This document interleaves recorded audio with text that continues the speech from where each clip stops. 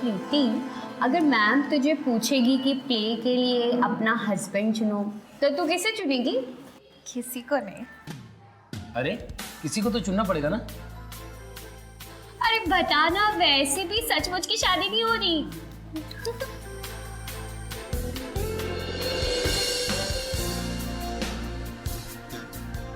ओए ओए मयंक, लड़की तुझे देख के स्माइल कर रही है।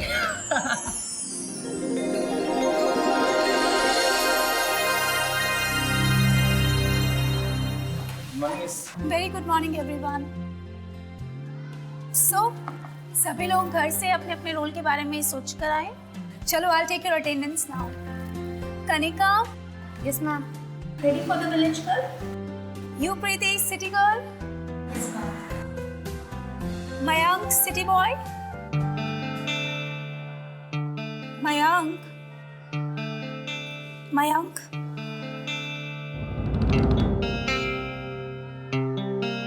मयंक,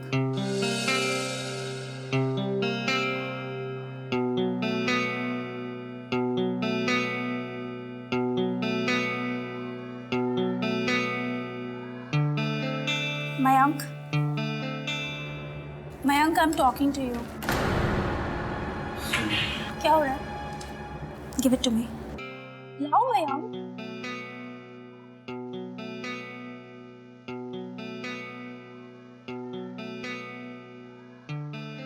मैंने कहा था ना, इसके बारे में हम प्ले के बाद बात करेंगे। अभी तुम सिर्फ प्ले पे ध्यान दो, ठीक है? ये पेंटिंग बाद में।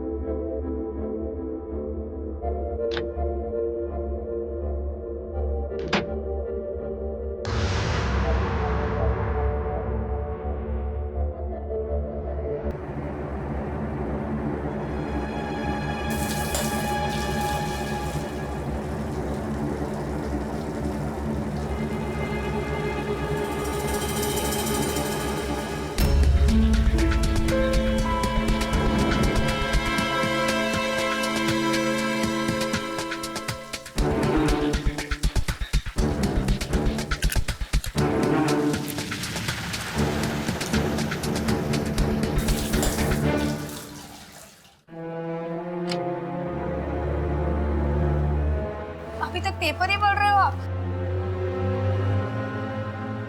माधु, साहब को चाय दो और मुझको भी चाय दो, लेट हो रहा है ऑफिस के लिए।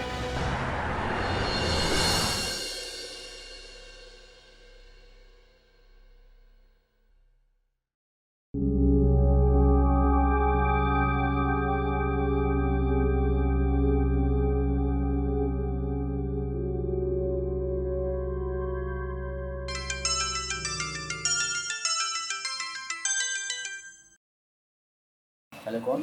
हेलो, क्या मेरी बात सोनिया से हो सकती है? ये किसी सोनिया का नंबर नहीं है, शायद आपने रॉन्ग नंबर मिलाया। आप कौन बोल रहे हो? हेलो। क्या हुआ, किसका फोन था? कोई रॉन्ग नंबर था, किसी सोनिया को पूछ रहा था। सोनिया? मुझे भी एक अननोन नंबर से कॉल आया था और उसने भी सोनिया के बारे में पूछा था। क्या मुझे भी आज सुबह कॉल आई थी, वो मोना के बारे में कुछ पूछ रहा था, लेकिन उसने अपना नाम नहीं बताया। एक दिन में एक जैसा कॉल। नंबर क्या है? 922-053-577। हम लोग की भी सेम नंबर है। सेम नंबर है। एक मिनट में कॉल कर। लगा कुछ तो गड़बड़ है बॉस। पर ये बंदा हो कौन सकता है? ये जो भी है हम सबको जानता है और शायद मुझे मालूम है ये कौन है, but I am not sure. Hi dear, how are you? You forget me. That's not good, huh? So what's going on? Don't be late. I'm waiting for you.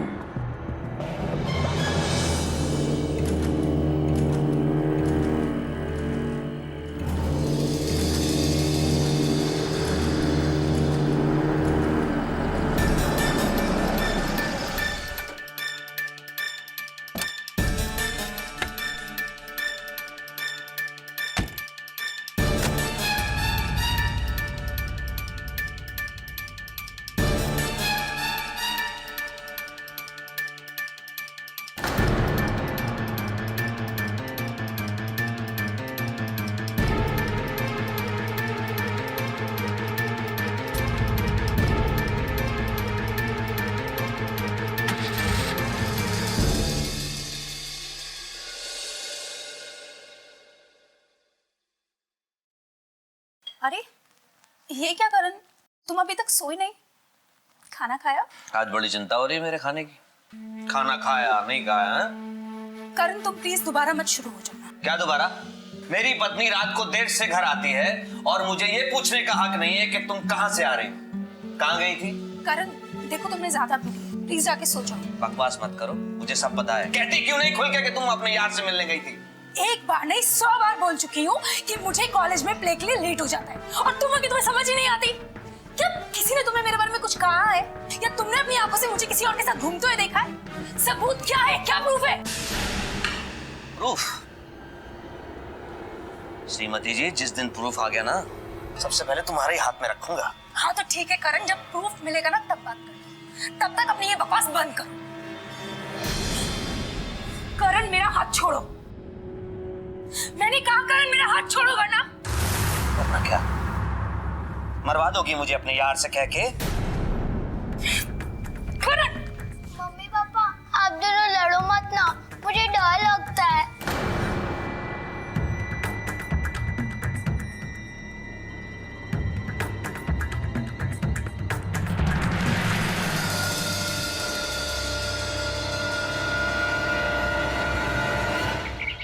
चलो मयंक और प्रीति, अब तुम्हारी बारी। वो वाला सीन करेंगे हस्बैंड वाइफ वाला, जिसमें तुम प्रपोज कर रही हो। चलो।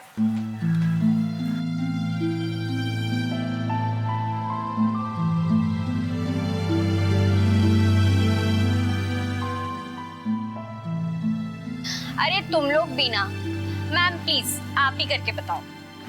ठीक है ज्योति, कितनी बार सिखाऊं मैं तुझे? चलो वहां खड़े हो और देखो मैं कैसे करती हूँ, सेम बिल्कुल वैसे फॉलो करना। मयंक तुम बहुत अच्छा, यू नो तुम्हारी स्माइल बहुत ही खूबसूरत है। I really love you.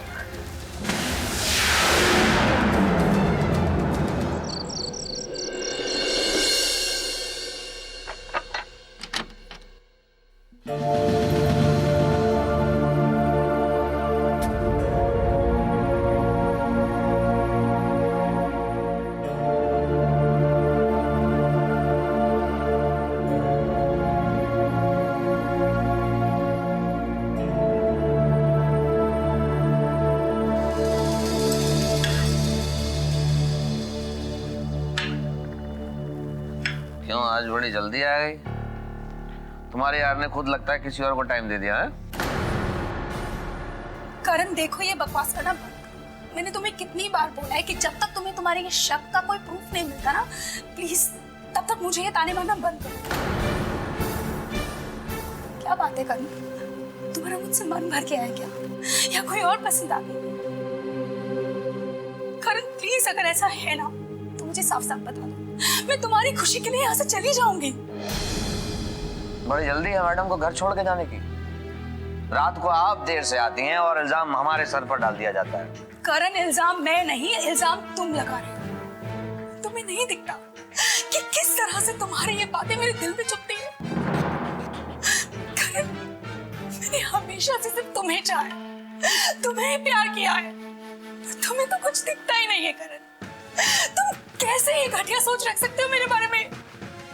ये घड़ियाली आंसू मेरे सामने मत बहाओ। ये तुम्हारा ड्रामा मैं अच्छी तरह जानता हूँ, स्कूल में ही चलाना। जिस दिन तुम्हारे खिलाफ एक भी सबूत मिल गया ना, तुम्हारे मुंह पे मारूंगा और ये जो सती सावित्री का चोला तुमने चढ़ाया ना चेहरे पे, वो निकाल के फेंक दूंगा मैं। हाँ तो ठीक है करण, जब सबूत मिल जाए ना उस दिन मुझसे बात करना, उससे पहले प्लीज चुप रहो।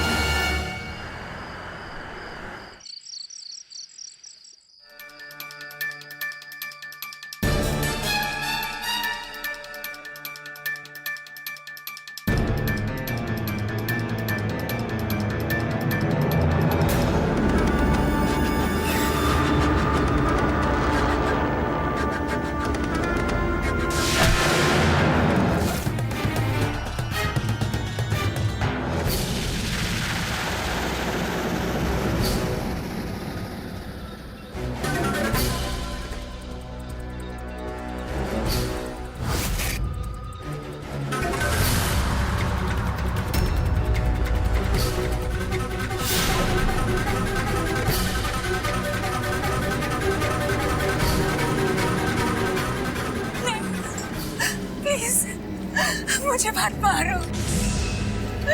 मैंने क्या बिगाड़ा है तुम्हारा? मुझे छोड़ दो मुझे, प्लीज मत मारो। नहीं, नहीं, नहीं।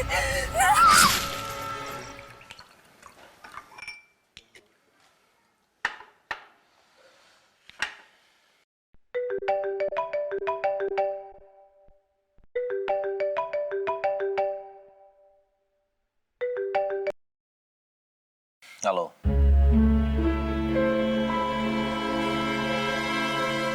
Thank you so much. पापा, मम्मी कब आएंगी?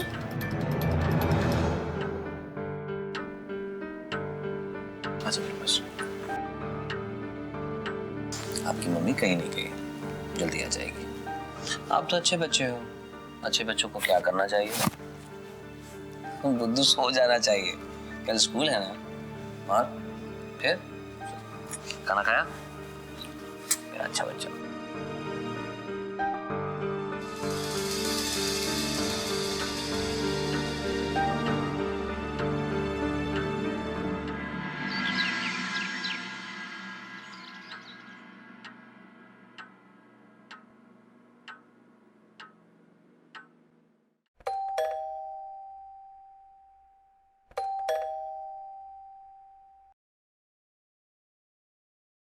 पापा, लगता है मम्मी आ गई।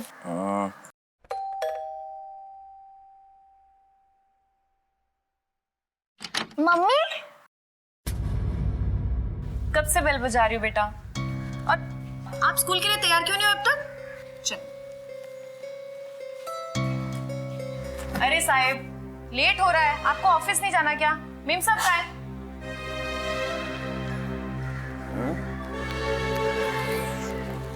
पापा मम्मी अभी तक आई नहीं। आ जाएगी, मैं देखता हूँ।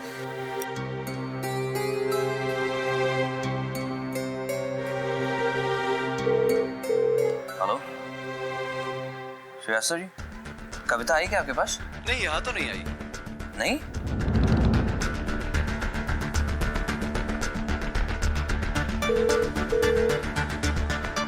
हेलो हेलो, कौन?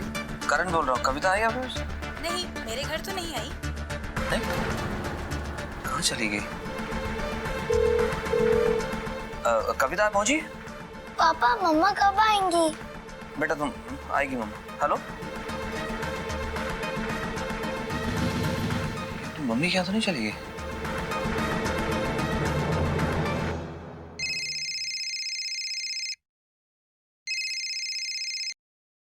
Hello hello mummy, good morning.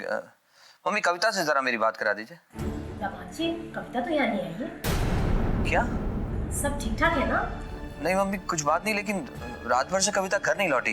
दामाद जी, आप दोनों के बीच में कुछ अनबन तो नहीं हुई है ना? नहीं माँ, ऐसा कुछ नहीं है। अच्छा आप रखिए, मैं देखता हूँ और जैसा भी होगा मैं आपको फोन करता हूँ। सब काम खत्म हो गया, मैं जाऊँ? हाँ तुम जाओ। सब मैडम नहीं दिख रही, कहीं गई हुई है क्या? मैडम आ जाएंगी, तुम अभी जाओ। बेटा गुड़िया, तुम जल्दी से तैयार हो जाओ, मैं आपको छोड़ता हूँ। मम्मा आएगी? आएगी आएगी, तुम चलो।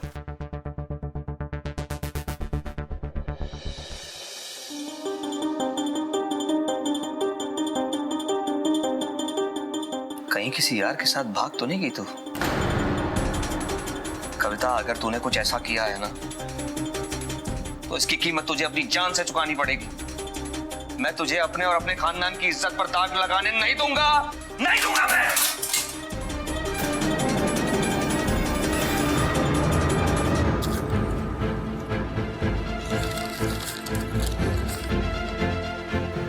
तुम्हारा हर शब्द मेरे सीने पर खंजर की तरह लगता था। तुम्हारा शक मेरे लिए दर्द बन गया था। और तुम तो जानते हो कि हर इंसान प्यार का भूखा होता है। जिसे तुम मेरा प्यार कहते थे वो सिर्फ मेरा एक दोस्त था, लेकिन तुम्हारी बातों की चोट से मैं टूटी जा रही थी और वो मेरा दोस्त मुझे अपनी बाहों में समेटे जा रहा था। तुम अपने होकर पराये लगने लगे थे और वो पराया होकर भी अपना लगने लगा था। तुमसे दूर होते होते आज मैं इतनी दूर जा रही हूँ कि शायद ही फिर कभी तुमसे मुलाकात होगी। तो मुझे कभी याद मत करना, क्योंकि मैं तुम्हें कभी याद नहीं करूंगी। तुम्हारी बेवफा कविता।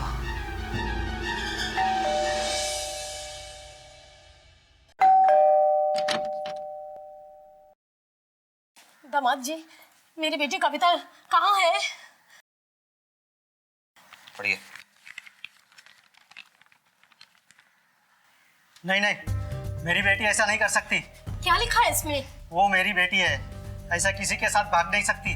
नहीं नहीं दामाद जी, ऐसा आपको जरूर कोई गलत फहमी हुई है। मेरी बेटी कविता कभी ऐसा गलत काम नहीं कर सकती। मम्मी जी, आप ही की बेटी है वो और भाग गई है, ये उसी ने लिखा है और ये सबूत है इस बात का कि आपकी बेटी बदचलन हो गई है, समझे? चुप रहिए आप।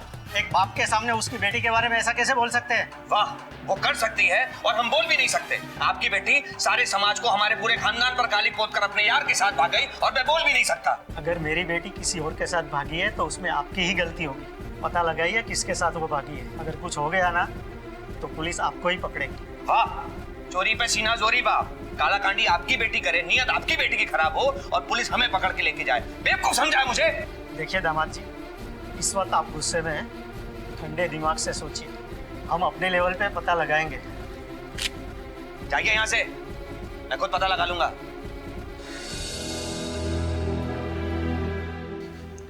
गुड़िया बेटू, आप अभी तक सोई नहीं? ये क्या देख रहे हो बाहर? पापा मम्मा अब तक नहीं आई। आ जाएगी बेटा, मम्मा ना कॉलेज के काम से बाहर गई है, आ जाएगी।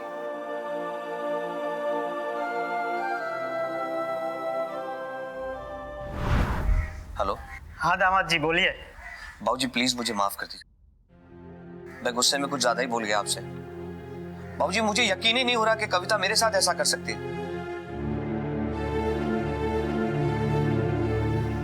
बाबूजी हम कल सुबह पुलिस स्टेशन चलते हैं प्लीज।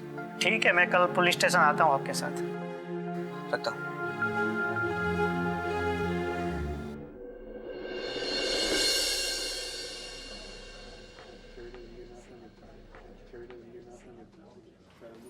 करण जी, इस लेटर से तो साफ ऐसा लगता है कि आपकी बीवी कविता अपनी मर्जी से भागी है। जानता हूँ मैं। फिर तो आपको यह भी पता होगा कि आपकी आपसी झगड़े की वजह से किसी और के साथ भागी है। इंस्पेक्टर साहब मुझे अच्छी तरह पता है कि मेरी बीवी किसी और के साथ भाग गई। ये बात आप मुझे बार बार याद मत दिलाइए। मैं यहाँ इसलिए आया हूँ ताकि पता कर सकूँ कि मेरी वाइफ किसके साथ भागी है। आप हेल्प कर सकते हैं? अरे ज्यादा भड़के मत करण साहब। इस पुलिस स्टेशन में आने वाले हर व्यक्ति को ये लगता है कि हम पुलिस वालों की जुबान थोड़ी कड़वी होती है। खैर थोड़ी ये बताइए कि कब से मिसिंग है आपकी वाइफ? कल सुबह से। आपके काफी झगड़े हुआ करते थे आपकी वाइफ के साथ, है ना? कहीं ऐसा तो नहीं कि कविता जी के गायब होने में आप ही का हाथ हो?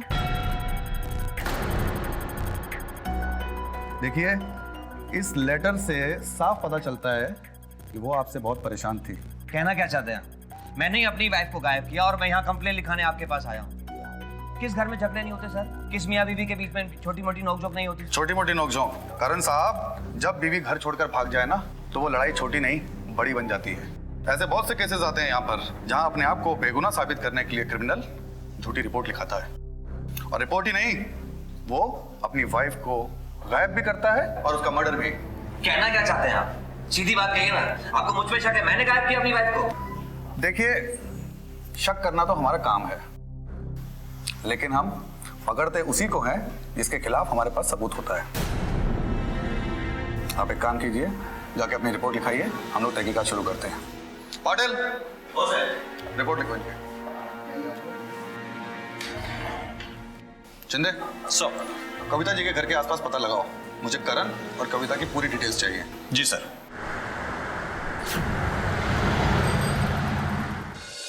कविता जी मिसिंग है, आपको कुछ पता है? कविता जी मिसिंग है?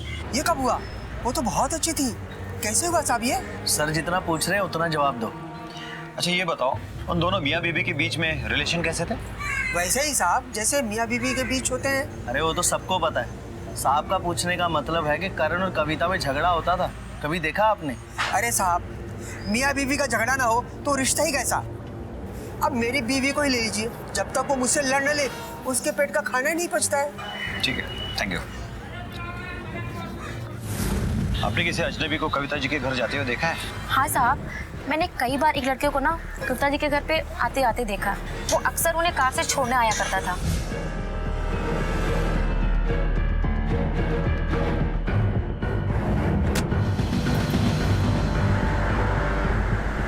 बट मैं चेहरा कभी देख ही नहीं पाई, लेकिन हमेशा ना रेड कलर की कैप लगाया करता था। अच्छा, उसके गाड़ी का नंबर याद है? नहीं साहब, नंबर तो मुझे बिल्कुल ही याद नहीं, पर वो दोनों ना हमेशा हंसते हुए जाया करते थे। हाँ, पर उसके पास ना सफेद रंग की कार थी। इनका नंबर नोट कर लो, पूछताछ के लिए जरूरत पड़ सकती है। Thank you.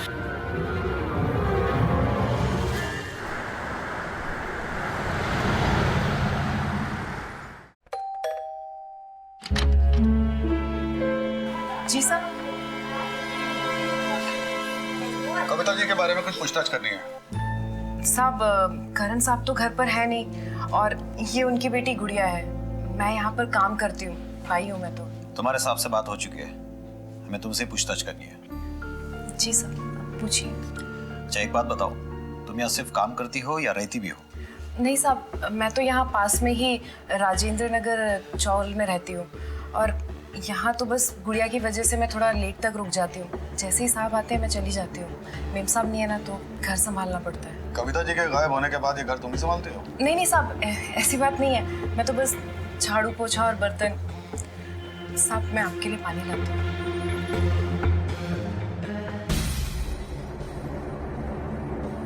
हेलो गुड़िया बेटा, आप लोग यहाँ क्यों आए हो? बेटा हम लोग आपकी मम्मा को ढूंढने आए हैं। आप मैं सच्ची में मेरी मम्मा को ढूंढ के दोगे? हाँ बेटा पक्का।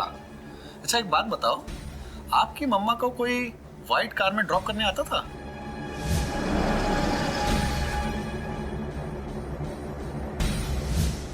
हाँ।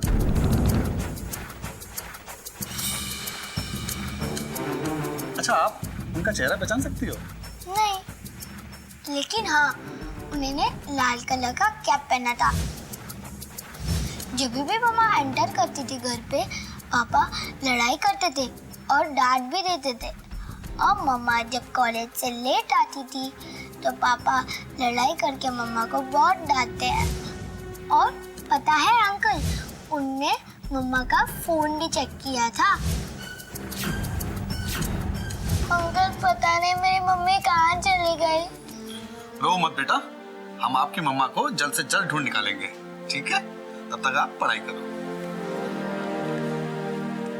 शिंदे सर, कौन हो सकता है वो आदमी जो कविता को हमेशा ड्रॉप करता था? लगता तो ऐसा है कि जैसे इन दोनों का आपस में कोई अफेयर था और करण इसी वजह से किसी के साथ मिलकर कविता को गायब करा दिया। सर पानी। कल दोपहर को कहाँ थी तुम? सब बाकी घरों में भी काम करती हो ना, तो आप पूछ सकते हैं किसी से भी। बच्चे का ध्यान रखो। जी सर। शिंदे, इस नौकरानी मधु के कॉल रिकॉर्ड चेक करो और करण के कॉल रिकॉर्ड से मैच करवाओ। कहीं ऐसा तो नहीं कि इनमें आपस में कोई बातचीत होती थी? और हाँ, इसकी लास्ट लोकेशन भी चेक करो। Yes sir.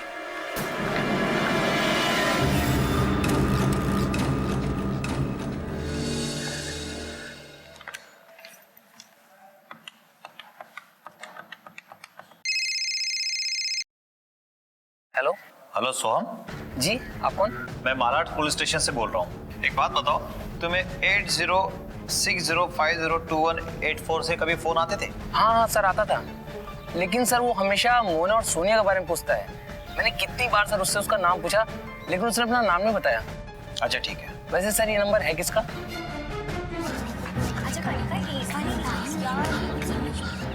अरे यार, जो मुझे उस दिन अननोन नंबर से कॉल आया था ना, वो कविता मैम के हस्बैंड करण सर का नंबर है। तुम्हें किसने बताया? पुलिस वालों का कॉल आया था, उनसे ही पता चला। अरे मयंक को भी तो कॉल आया था ना अननोन नंबर से, उसे भी पूछो कहीं, उसे तो पुलिस ने कॉल नहीं किया। पता नहीं यार, वो तो कई दिनों से कॉलेज भी नहीं आ रहा है। मैंने उसको फोन भी किया था उसके नंबर पर उसने उठाया नहीं। मुझे टेंशन हो रही है कि कहीं पुलिस वाले पे डाउट तो नहीं कर रहे हैं। सर ये काफी कंफ्यूजन वाला केस है। करण की मोबाइल के मैंने कॉल रिकॉर्ड चेक किए, उसमें अलग अलग तरह के नंबर थे। तो सबको मैंने कॉल किया तो पता चला कि उनमें से कुछ नंबर कविता के स्टूडेंट्स के थे। तो सबको जब मैंने फ़ोन किया, उनमें से सिर्फ एक लड़के ने फ़ोन नहीं उठाया। उन सभी का यही कहना है कि उन्हें कोई फ़ोन करता है लेकिन खुद का नाम नहीं बताता और सिर्फ लड़कियों के बारे में पूछताछ करता है। मोना को जानते हो? सोनिया को जानते हो? सर कविता ने कॉलेज के लड़कों के नाम लड़कियों के नाम से सेव करके रखा है। शिंदे सर, करण और कविता हस्बैंड वाइफ जरूर थे, लेकिन उनकी आपस में बनती नहीं थी। उनकी बेटी के मुताबिक कविता अक्सर स्कूल से लेट आया करती थी, जिसकी वजह से करण उस पर शक करता था और इसी शक से बचने के लिए उसने लड़कों के नंबर्स लड़कियों के नाम से सेव किए। आपके कहने का मतलब व्हाइट कार वाले से? तो सर अब हमें व्हाइट कार वाले को ढूंढना होगा। लेकिन सर करण के कहने के मुताबिक कविता का उसी के कॉलेज के लड़के से कोई चक्कर तो नहीं था? हो सकता है शिंदे, केस पूरी तरीके से उसी तरफ इशारा कर रहा है। हो सकता है कि कविता उसी के साथ भागी हो सकता है सर। लगता तो यही है, बस ये व्हाइट कार किसकी है एक बार ये पता चल जाए तो ये केस सॉल्व समझो। हेलो, ठीक है हम आते हैं। सर राजेंद्र नगर में कोई लाश बरामद हुई है।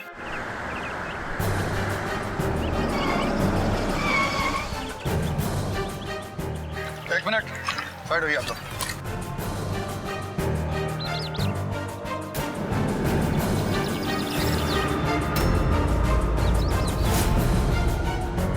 ये फोन किसने किया था? सर मैंने किया था। क्या हुआ था? सर वो कचरे वाले ने बताया मुझे, तो मैंने आपको फोन कर दिया।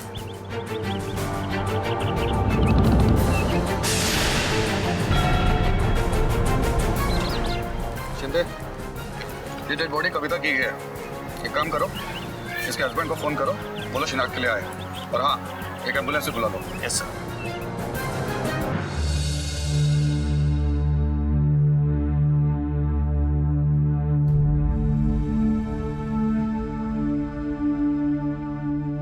कविता, कविता, भाभी कविता। बिना देखे रोने लगे। सर हमारी एंगेजमेंट की नहीं गई, ये मेरी कविता ही है। मुझे माफ कर कविता।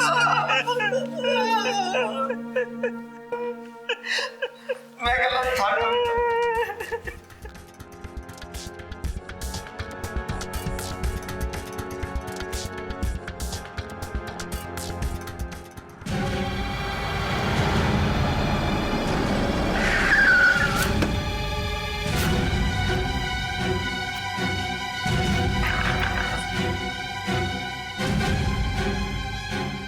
जी साहब। ले चलो इसे। साहब लेकिन मैंने किया क्या है? साहब मैंने किया क्या है? मैंने ये तो बताओ। कहाँ लेके जा रहे हैं आप लोग मुझे? मैंने किया क्या है? अरे भैया, ऐसी खूबसूरत औरतों की यही कहानी होती है। पहले किसी बड़े मर्द को फांस लेती है, फिर खुद ही फंस जाती है।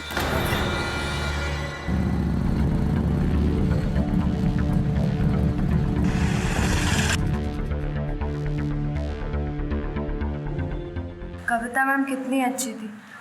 भगवान हमेशा अच्छे लोगों के साथ इतना बुरा क्यों करते हैं? यार मधु को पुलिस भाग ले गई। मधु? कौन मधु? अरे वही जो कविता मैम के यहाँ काम करती थी। क्या? उससे क्यों ले गई? और तुझे कैसे पता? मैं उधर से ही आ रहा था, मैंने देखा कि पुलिस उसे पूछताछ के लिए ले गई। पर उससे क्यों ले गई? उसने क्या किया? पुलिस को उस पर डाउट है कि उसने और करण सर ने मिलकर कविता मैम का कत्ल किया है। अगर पुलिस को कुछ भी सबूत मिलता है तो करण सर को छोड़ेगी नहीं। क्या बकवास है? भला वो ऐसा क्यों करेंगे? अरे ये तो मुझे नहीं पता, लेकिन मुझे पड़ोसी से पता चला है कि नौकरानी का और करण सर का अफेयर चल रहा था। और पुलिस वालों के पास कोई सबूत है कि उन दोनों का अफेयर था? अरे शक के बेसिस पे ले गई होगी, और पुलिस किसी पे भी शक कर लेती है। अब वो नौकरानी के स्टेटमेंट पे डिपेंड करता है कि वो क्या बोलती है। यार पुलिस कहीं हमें भी शक के बुनियाद पे पुलिस स्टेशन तो नहीं ले जाएगी?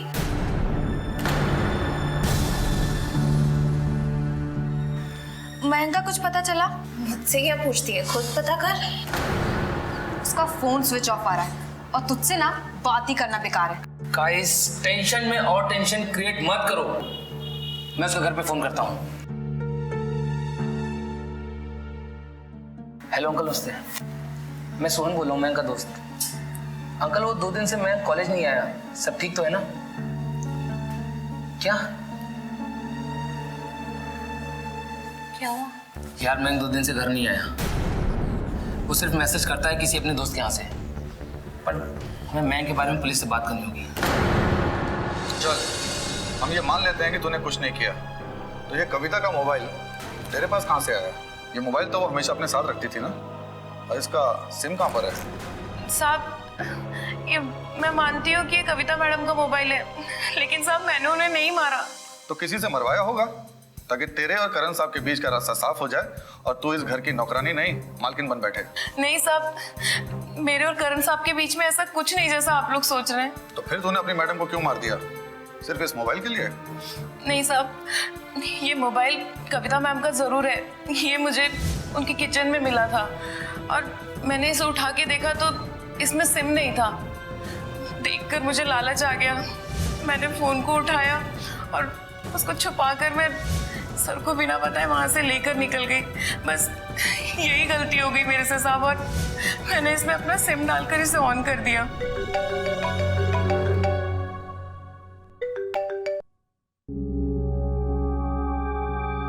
ठीक है, एक्सक्यूज मी सर, जरा बाहर आइए। सर, कॉलेज से कविता का स्टूडेंट सोम का फोन आया था। उन लोगों का कहना है कि उनका कोई एक दोस्त है मैक, वो उनको फोन कर रहा है लेकिन वो फोन उठा नहीं रहा है और अब उसका फोन स्विच ऑफ आ रहा है। और सर, उसके घर वालों का कहना है कि वो 2 दिनों से मिसिंग है। शिंदे, ये केस तो थोड़ा और पेचीदा होता जा रहा है। कविता के मर्डर में किसका हाथ हो सकता है? उसके पति करण, या फिर उसकी नौकरानी मधु, या फिर उसका स्टूडेंट, क्या नाम है? मयंक। मयंक। कौन हो सकता है इनमें से? एक काम करते हैं, मयंक के घर चलकर पता करते हैं कि आखिर बात क्या है। सर, कविता का मर्डर होना और मयंक का मिसिंग होना, और वो दोनों एक ही कॉलेज में थे, और कविता के हस्बैंड के मुताबिक कविता का किसी से अफेयर भी था। सर, कहीं मयंक और कविता के बीच में अफेयर एंगल सच तो नहीं है? अगर मयंक और कविता एक दूसरे से प्यार करते थे तो फिर कविता का मर्डर किसने किया? हो सकता है सर मयंक ने किया हो। मयंक तो उसका लवर था, भला वो उसे क्यों मारेगा? लेकिन ये भी तो हो सकता है सर कि मयंक और कविता के बीच में शादी के लिए विवाद हुआ हो, और कविता ने शादी से मना कर दिया, इसलिए गुस्से में आकर मयंक ने उसका मर्डर कर दिया हो। अगर टीचर को भागकर शादी करनी नहीं थी तो फिर उसने अपने हस्बैंड को लेटर क्यों लिखा? हो सकता है शिंदे, इस तरह के केसेस में कातिल कोई भी हो सकता है, और टीचर से रिलेटेड बहुत सारे लोगों से अभी तक हम मिले भी नहीं हैं, और उसके पति करण को सबूत ना मिलने की वजह से अभी तक हमने इंट्रोगेट भी नहीं किया है, और जबकि उसके पास सबसे बड़ा मोटिव है, सबसे स्ट्रॉन्ग मोटिव है कविता के मर्डर करने का, क्योंकि वो ये बात अच्छी तरह जानता था कि कविता कैरेक्टरलेस है।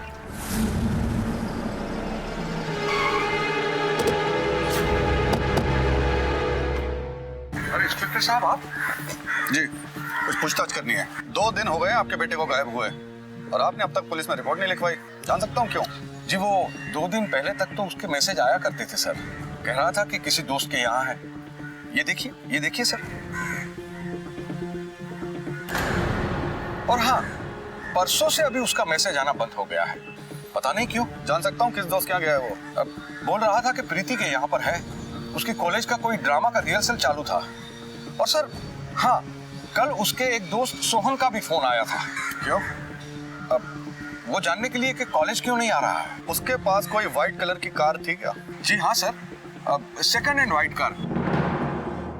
मैंने ही दिलवाई थी, काफी जिद कर रहा था। अच्छा, एक बात बताइए, क्या उसके पास कोई रेड कलर की कैप भी थी? हाँ सर, लेकिन आपको ये सब बात कैसे पता है? आपको कोई एक्सटॉर्शन या किसी धमकी का कोई कॉल? नहीं, कोई कॉल नहीं आया सर। और किसी पे शक है आपको? ठीक है, आप एक काम कीजिए, अगर कोई कॉल आए आपके पास या आपको कुछ भी पता चले तो फौरन हमें इन्फॉर्म कीजिए। तब तक हम आपके बेटे का पता लगाते हैं। मयंक प्रीति के यहाँ पर था, ये बात प्रीति ने हमें बताई क्यों नहीं? और उनके किसी भी दोस्त को इस बात का नहीं पता। शिंदे, काम करो सर, प्रीति के अलावा सभी बच्चे जो कि इस प्ले का हिस्सा है उनसे पूछताछ करो। Yes sir.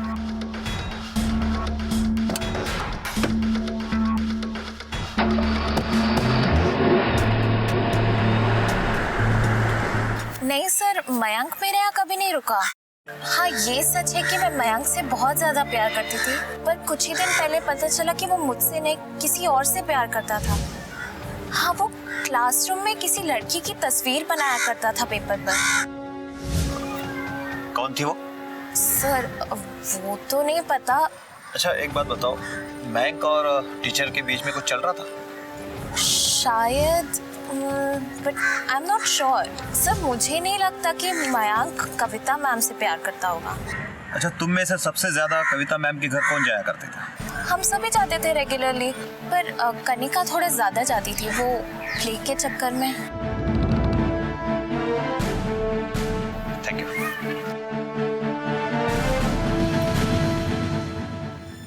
हाँ सर, ये बात तो पूरा कॉलेज जानता था कि प्रीति मयंक से बहुत प्यार करती थी, और शायद इसी बात को लेकर प्रीति और कनिका में हमेशा अनबन रहती थी। सर, वो कमीनी प्रीति तो मेरा नाम लेगी ही, उसे दुश्मनी जो निकालनी है मुझसे।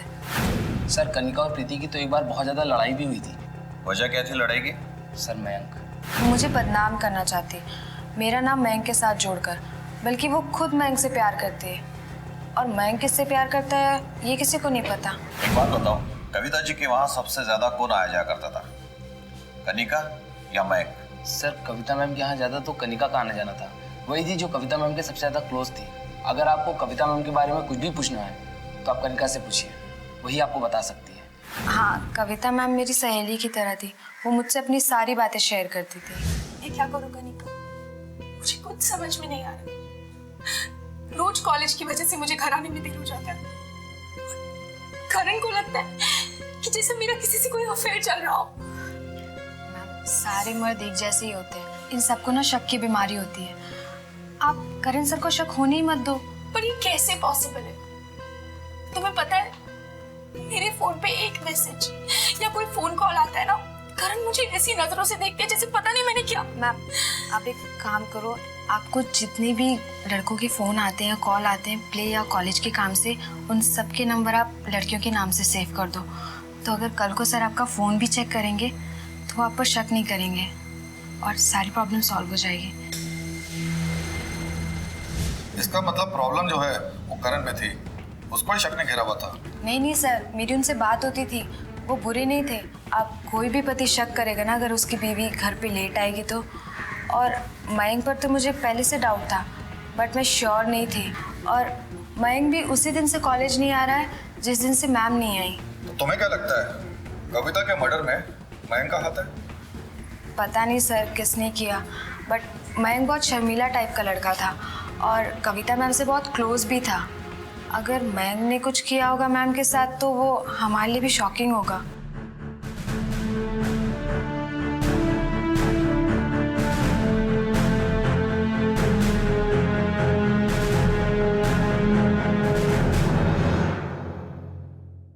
शिंदे सर, मधु ने बोला कुछ और? नहीं सर, वो अभी भी अपने बयान पे कायम है। सबके बयान से तो यही साबित होता है कि या तो करण को मयंक और कविता के अफेयर के बारे में पता चल गया हो और गुस्से में आकर किसी की मदद से हो सकता है उसने कविता का मर्डर करवा दिया हो और मयंक को गायब, या फिर मयंक ने ही शादी की वजह को लेकर कविता का मर्डर कर दिया हो और खुद को अंडरग्राउंड। लेकिन सर अभी हमारे पास करण के खिलाफ कोई सबूत नहीं है, ना ही मयंक के खिलाफ है। सर मैंने उन दोनों के कॉल रिकॉर्ड चेक किए हैं, दोनों के लोकेशन वहां नहीं मिल रही थी जहां पर कविता की बॉडी मिली थी।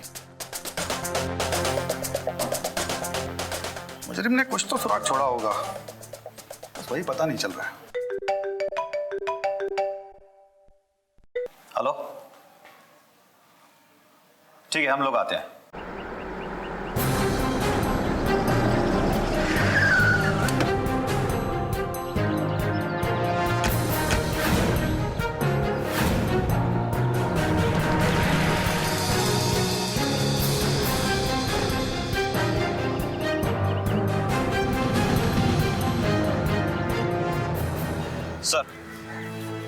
सर ये तो बहुत बड़ा ट्विस्ट हो गया। जिसे हम कातिल समझ रहे थे उसका खुद का मर्डर हो गया। इन सब के पीछे कोई एक ही है। यहाँ से अब हमें सबूत मिलेंगे। शिंदे सर एक काम करो, ये सारी जगह की तलाशी लो और फॉरेंसिक डिपार्टमेंट को कॉल करो कि अभी कभी आए और गाड़ी चेक करें। Yes sir.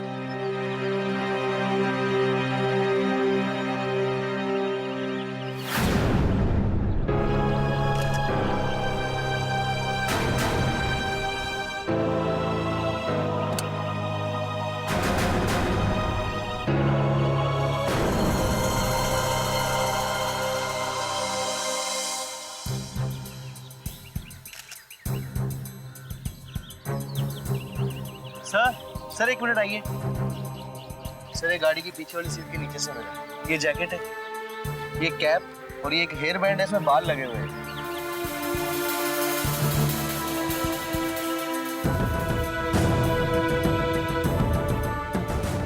बहुत बड़ा सुराग है कातिल तक पहुंचने का। शिंदे मयंक के सारे दोस्तों को बुलाकर उसके ब्लड सैंपल्स लो और उन सभी का बालों का भी टेस्ट करवाओ। Yes sir. यार पुलिस वालों ने हमारे बालों का सैंपल क्यों लिया? ऐसा क्यों किया होगा उन्होंने? मुझे तो बहुत डर लग रहा है। तू क्यों डर रही है? तू इनोसेंट है ना, तो तेरे साथ कुछ नहीं होगा। और तू नहीं चाहती कि मैम और मयंक के कातिल पकड़े जाए। और वैसे भी पुलिस वालों को तो लगता है कि कातिल हम में से ही कोई है। और मयंक की कार से वो हेयरबैंड भी तो मिला। ये सब कांड है ना, हम में से कोई कर रहा है और छुपा रहा है। यार मुझे ना बहुत डर लग रहा है। यार तू क्यों डर रहा है? हेयर बैंड लड़कियों का होता है, लड़कों का नहीं। ये सब कौन कर रहा है ना, ये तो पुलिस पता लगा ही लेगी। और वैसे भी पूरे कॉलेज को पता है कि मयंक से कौन प्यार करता था। ये तुम दोनों ना आपस की लड़ाई में एक दूसरे पर इल्जाम लगाना बंद करो। कहीं ऐसा भी तो हो सकता है कि कविता मैम की नौकरानी मधु ने कत्ल किया हो। सर कातिल का पता चल गया। ये हेयर बैंड और बाल किसके हैं, इसकी रिपोर्ट आ गई है।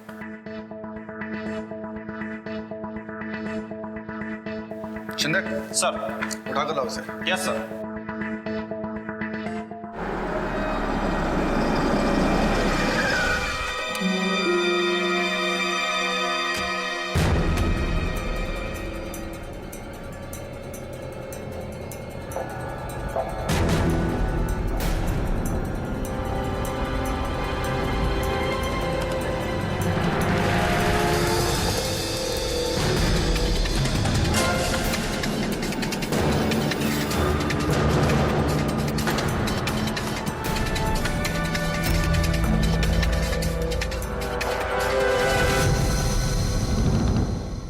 ले चलो इसे। पहले क्या सर एक मिनट सुनिए तो प्रीति। बताओ क्यों मारा मयंक को? सर मेरा कोई हाथ नहीं है मयंक के मर्डर के पीछे। मैं कुछ नहीं जानती हूँ सर, मैं सच कह रही हूँ, मुझे कुछ नहीं पता इन मर्डर्स के बारे में। ये हेयर बैंड तुम्हारा नहीं है, इसमें लगे बाल तुम्हारे नहीं है। लैब टेस्ट से मैच करवाने के बाद हमें पता चला है कि इसमें लगे बाल जो हैं वो तुम्हारे हैं। सारे सबूत तुम्हारे तरफ इशारा कर रहे हैं। मयंक का मर्डर तुमने ही किया है। सर ये रबर बैंड तो मेरा है, पर ये तो खो गया था। ये आपको मयंक के पास कैसे मिला और इस पर मेरे बाल कैसे हैं? मुझे कुछ नहीं पता सर। अपनी ये झूठी दलीलें जो है ना अब अदालत में देना। सच सच बताओ मयंक को मारा क्यों? सर मैं मयंक से प्यार करती थी, मैं क्यों उसे मारूंगी? क्योंकि तुम ये बात अच्छी तरीके से जानती हो कि मयंक तुमसे नहीं कविता से मोहब्बत करता था और वो अक्सर कविता की ही तस्वीरें बनाया करता था। ये बात भी तुम्हें मालूम थी और अपनी जलन और ईर्ष्या के चलते तुमने पहले कविता को मारा और बाद में मयंक को। नहीं सर ये सच नहीं है, मैं सच कह रही हूँ, मेरा कोई हाथ नहीं है इन खून के पीछे। Please sir please trust me sir. क्या हुआ सर? अब तो केस भी सॉल्व हो गया, आप क्या सोच रहे हैं? मुझे अभी भी ये समझ में नहीं आ रहा कि कविता ने ये लेटर लिखा क्यों। सर कविता प्यार में थी, लेटर लिखा, मयंक के साथ भाग गई। प्रीति मयंक से प्यार करती थी। जब प्रीति को पता चला तो प्रीति ने इन दोनों का खून कर दिया। और सर हमारे पास सब सबूत भी है, ये हेयर बैंड, जैकेट, कैप और ये स्क्रिप्ट। तुम्हारी बात ठीक है शिंदे, पर पता नहीं मुझे अभी भी कुछ खटक रहा है इस केस में। अरे सर आप खामखा टेंशन ले रहे हैं, एक काम करते हैं चाय पीते हैं। पाटिल 2 कटिंग साथ।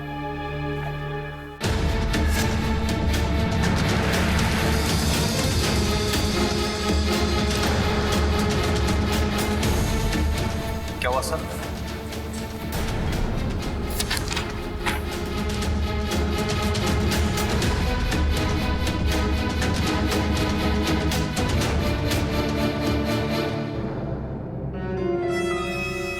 मिल गया असली कातिल। कौन है सर? कातिल प्रीति नहीं, कविता का हस्बैंड करण है।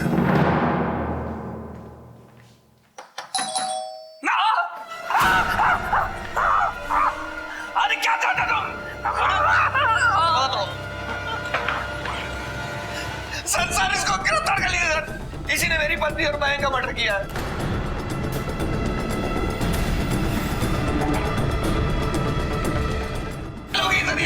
अब मुझे मारना चाहती? हाँ मार दूंगी मैं तुझे भी। तू मेरा नहीं हुआ ना तो किसी का नहीं होगा, समझा?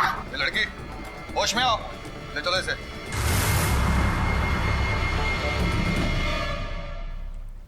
हाँ मैं ही कातिल हूँ, मैं नहीं मारा है।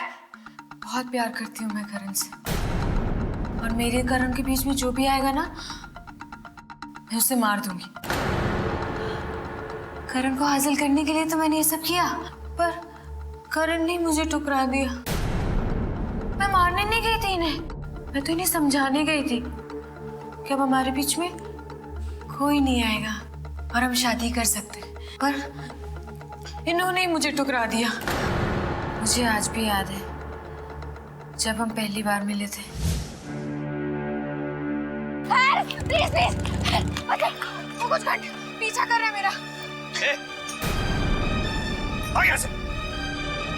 करण ने मुझे उन लोगों से बचाया और कॉलेज तक लिफ्ट दी। कॉलेज जा रहे हो?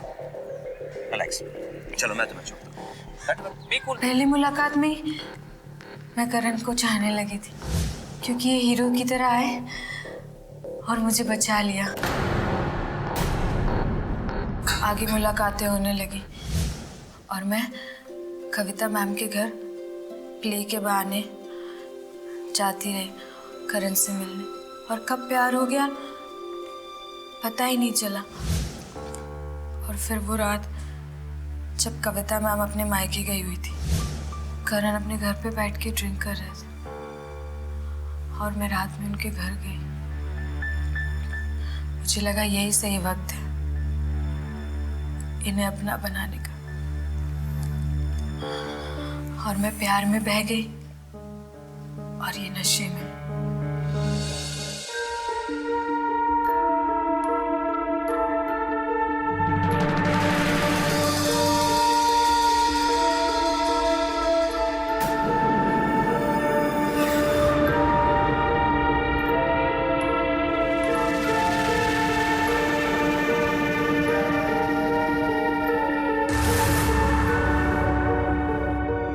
पूरी रात करण मेरे साथ थे और मुझे लगा मेरी सारी ख्वाहिशें पूरी हो गई।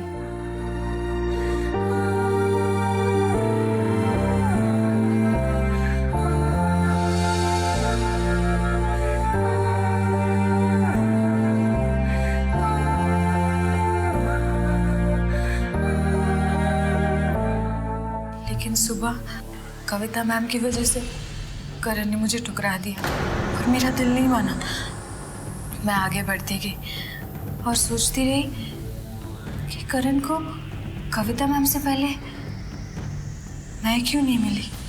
प्यार में चालाकियां चलने लगी और प्लान करने लगी।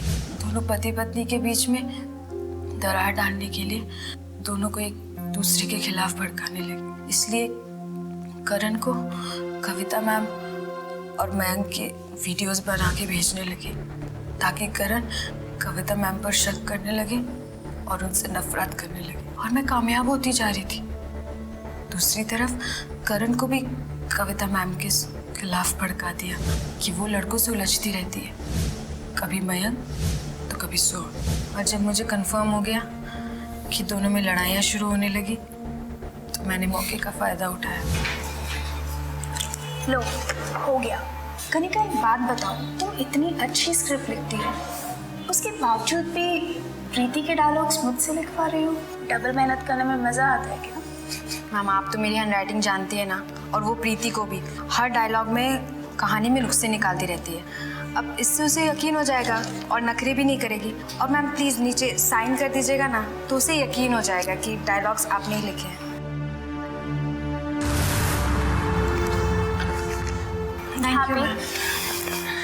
अच्छा सुनो कनिका। हाँ मैम। मेरे पास तुम्हारे लिए एक सरप्राइज है। क्या? मयंक प्रीति से नहीं, तुमसे प्यार करता है और ये उसी ने बनाया है स्केच। मुझे एक और मौका मिल गया करण को अपना बनाने का। करण के प्यार का ऐसा नशा चढ़ा कि सोचा पहले कविता मैम को गायब कर दूं, फिर उनको मार दूं। लेकिन फिर सोचा कि करण इन सब में फंस जाएगा, इसलिए मैंने मयंक के प्यार का फायदा उठाया। क्लास में सिर्फ मुझे और कविता मैम को पता था कि मयंक मुझसे प्यार करता है, इसलिए ये बात किसी को पता ना चले उससे पहले मुझे अपने आइडिया को अंजाम देना था। और इसीलिए मैंने जानबूझकर प्रीति से लड़ाई की। यार तू रहती है, मैं भी रहती, समझ में आ रही है। हर बार प्ले में लौट के आ रहती है।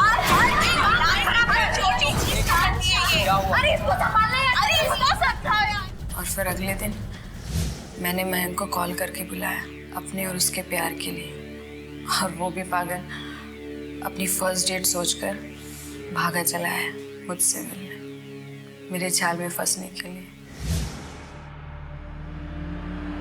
और मैंने मयंक के सामने प्यार का इजहार किया। I love you Mayank.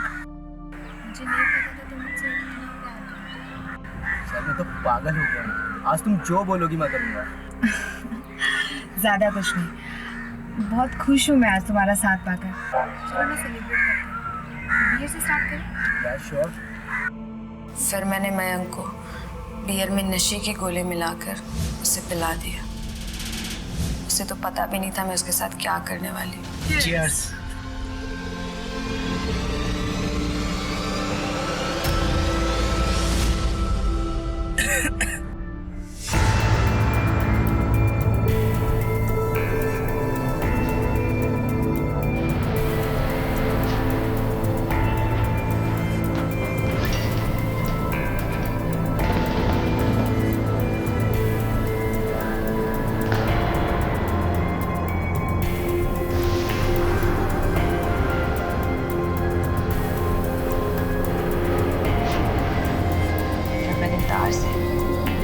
उसका गला घोटकर उसे मार दिया।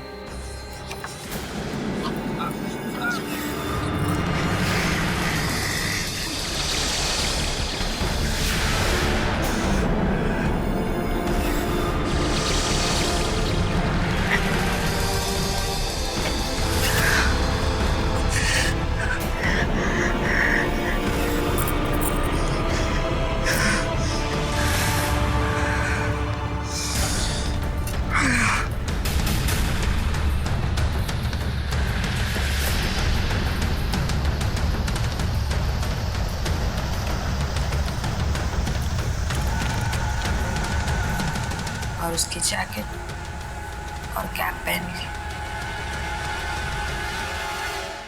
कविता मैम के घर गई और मैम को किसी भी तरह बाहर चलने के लिए मना लिया। अरे कनिका, तुम यहाँ? क्या बात है? मैम वो प्ले की प्रैक्टिस करनी है। मयंक ने बोला वो कल नहीं आ पाएगा, तो हमें भी करना पड़ेगा। ठीक है, तुम लोग को मैं तैयार कराती हूँ। Okay ma'am.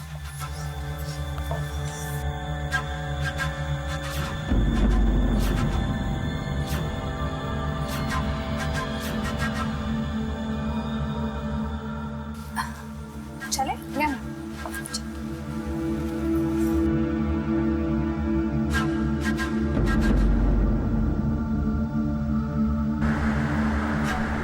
कार खराब होने का नाटक करके उनको कार से नीचे उतारा। क्या हुआ कनिका?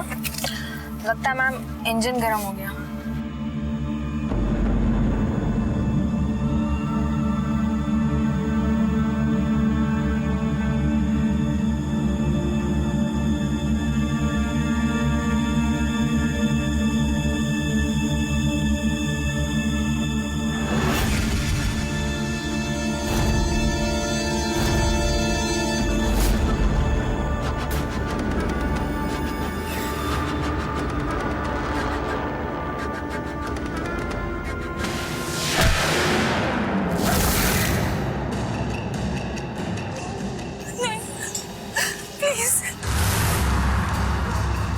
मुझे छोड़ दो मुझे, प्लीज। कनिका, मैंने तुम्हारा क्या बिगाड़ा? करण सिर्फ मेरा है, सिर्फ मेरा।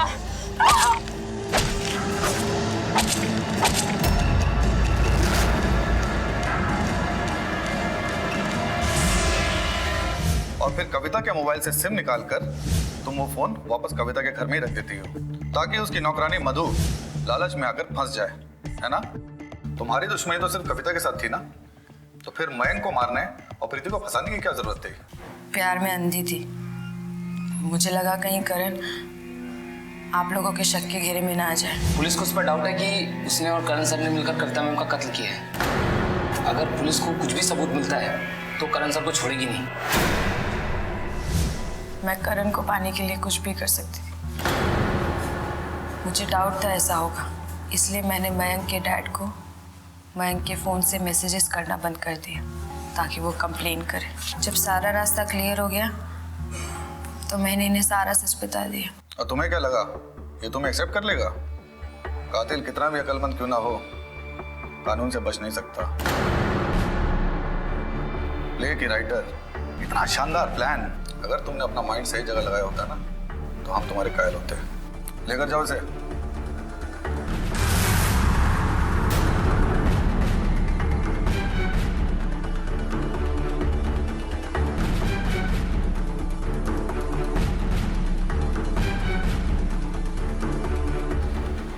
ये इश्क भी क्या क्या करवाता है।